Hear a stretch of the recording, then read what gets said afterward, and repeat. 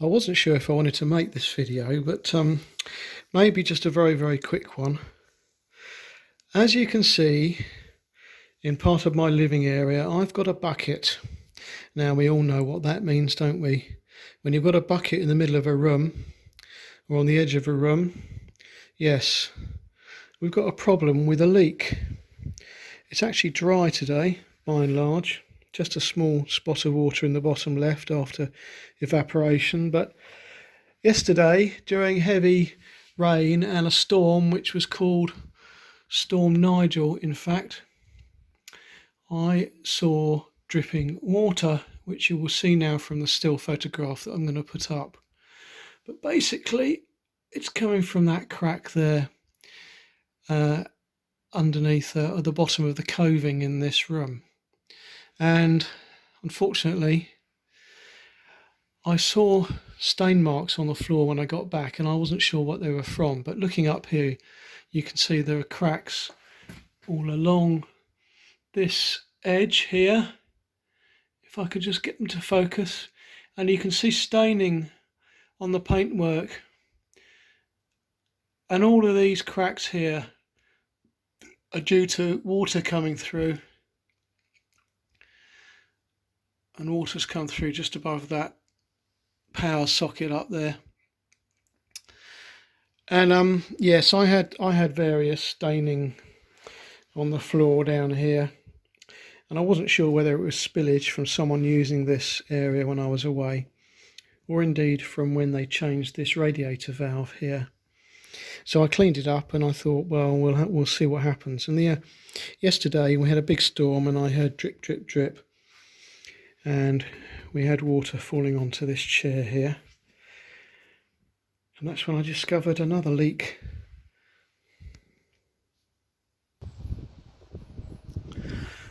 So I went up the ladder, did my trick of putting 2 bricks in the gutter and getting up this ladder onto the flat bit of roof that covers that room. It's only a very small flat bit of roof, but it is quite old, and I noticed that there was some pooling at the back. I'll show you some photographs now while I talk through this. Anyway, it would appear that there are some edges that must have a bit of weakness, some cracking or maybe some lifting, and the water, when it's sufficiently pooled, is finding its way underneath the felt and along to the edge of the roof and making its way down the outside wall, as it were, the outside wall as it was when it was originally built, and it's finding its way into this room here. So what I've done is I've bought some repair paint, which is a thick bituminous like paint which has fibres in it, and I just need a couple of dry days, some sunny days, to dry that roof off properly. It's doing very well today, actually. The sun is shining on it and it is drying well, but unfortunately we're due some rain tonight, and we're due rain each day for the next few days, so I will have to wait a few days before I've got a really sunny day, which is forecast for about 4 days time, and then the next day is cloudy but no rain due. So hopefully I'll be able to actually slap that paint on and give it a chance to dry and to actually find its way into dried cracks. So I will film that for you. Bit boring, but this is one of the joys of house ownership anywhere in the world, I think. So despite the fact that I've managed to reseal all the windows all around the house now, every single window is now sealed, and I'm confident they're watertight, I've still got a little problem with this flat roof, but I'm gonna sort it out. I'm going to sort it out before I leave here, and then I know, I'm absolutely confident, because I do a very thorough job, I do an over thorough job actually, that I won't have any problems in the winter. And when I come back next year, well, I'll have nothing to do, will I?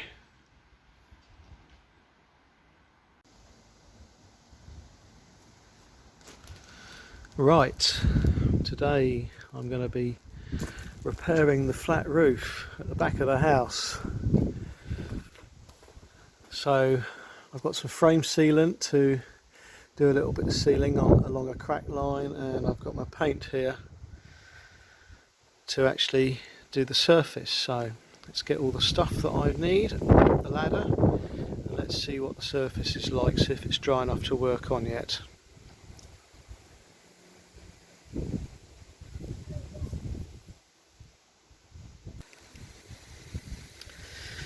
Yeah, this is looking nice and dry.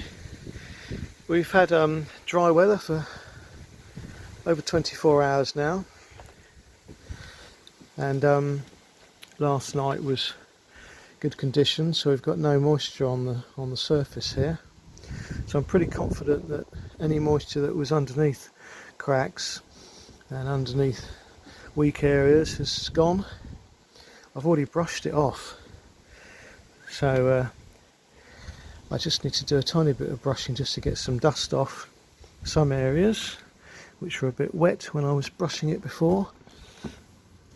Just get rid of a few odd bits of moss that have fallen from the roof in the last 48 hours, and then I can start work. I've got a crack here where the lead folds underneath the brickwork. There's a bit of a crack. It probably doesn't let moisture in, but it's possible it does. If it does, I'm not sure where the moisture actually ends up going. I don't think that's the problem I've got with the leak in the room below, but nevertheless that crack is quite large, particularly at the other end there. I'm going to seal it with frame sealant because it's not visible, and because otherwise I would have to cement it really. I'd have to take all that stuff out and re-cement it, because there's no way cement's going to do a good job being shoved into such a small crack. So I'm just going to use frame sealant, and no one will be any the wiser, and over time anyway it will colour up. It has actually been done here already in the same manner, you can see, and that seems to be working very, very well actually, because it hasn't separated at all.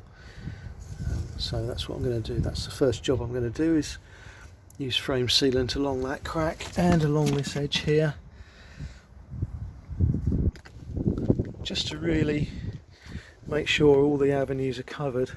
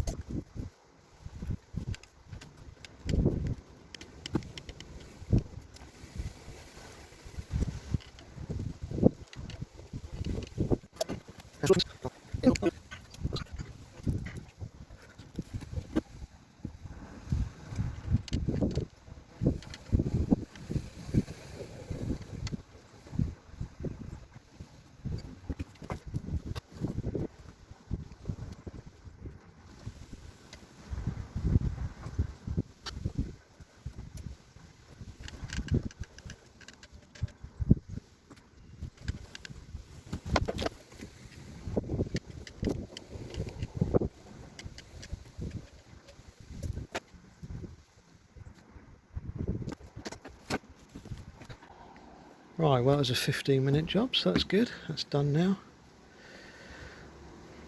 So the next thing is to brush this surface off, and then I can start applying the gunk. I want to do the whole surface near to the house here, because it pools around here, and then once I get past this area about here, I'm going to be selective and just do the joints and spots that I think are cracking.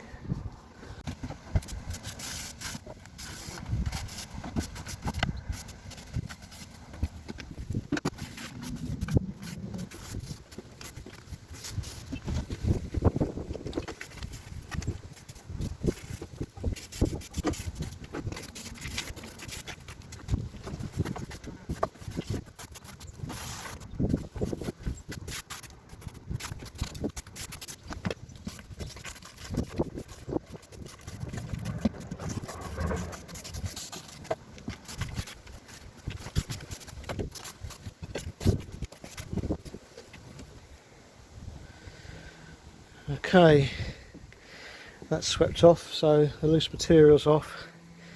I've got to get myself a fresh pair of gloves and then I'm going to start painting.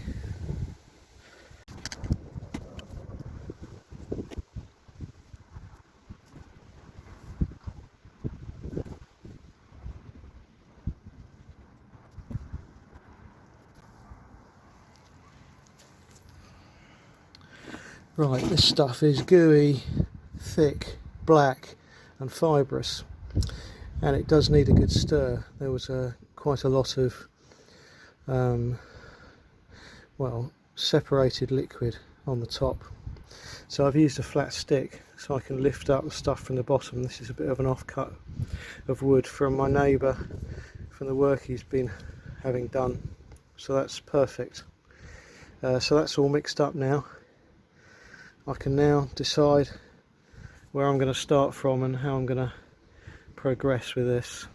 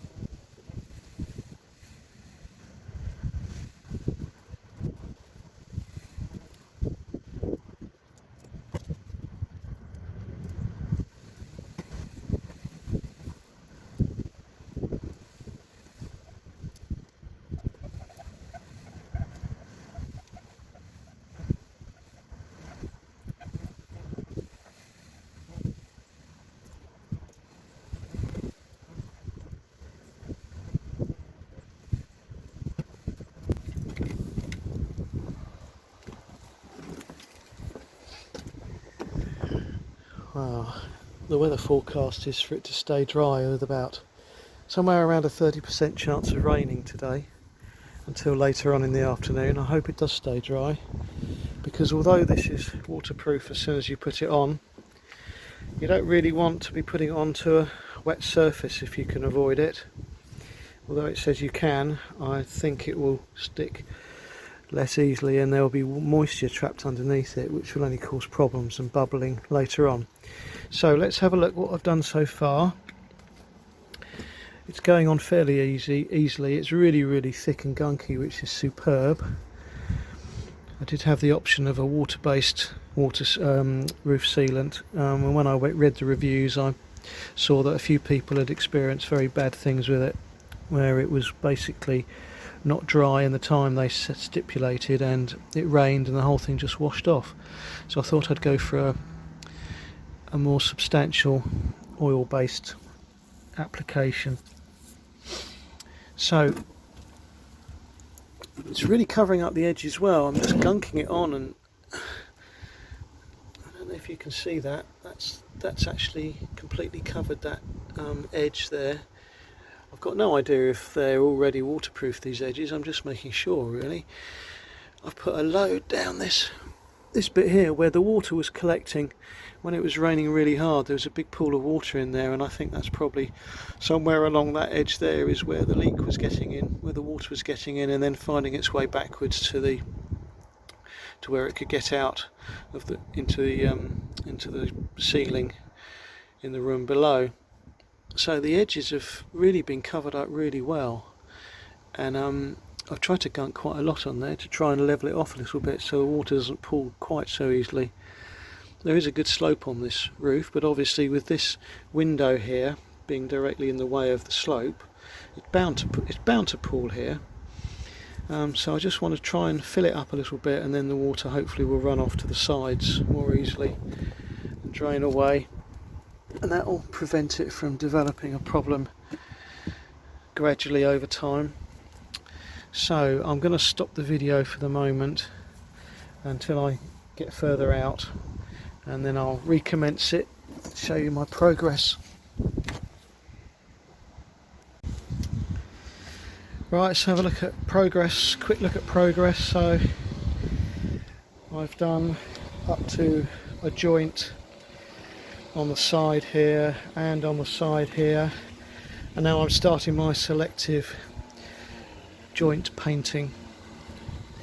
I've got about just slightly less than half a tin left, so I've got quite a lot left, but by the time I've done the joints, most of that will be gone. And there really doesn't seem to be a problem with most of this felt that's towards the front of the roof. So yeah, I'm just going to do the joints, work my way right to the front, because there are quite a few places that these pieces of felt are lifting now. So for example here, that's lifting, so water will get blown under there, and although there's a good overlap, probably to about there, that's probably got a little hole all the way through. And the same on the front edge, there's lots of lifting pieces on the front edge. So these roofs have a finite life, and this hopefully will extend it by a good 5 years, and maybe then I could put another coat on and extend it again. So we'll see. It was very well made actually, this roof. When I bought the house I had it inspected and by a professional roofer, and he said that it was a very well made roof, and that he probably couldn't have done better. So I was quite happy with that commentary.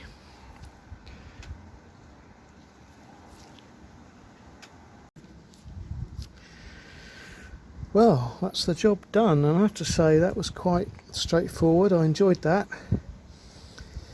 Not too much mess, very little gunk on my hands, just a couple of little spots. It's looking good. I've got about a third of a tin left.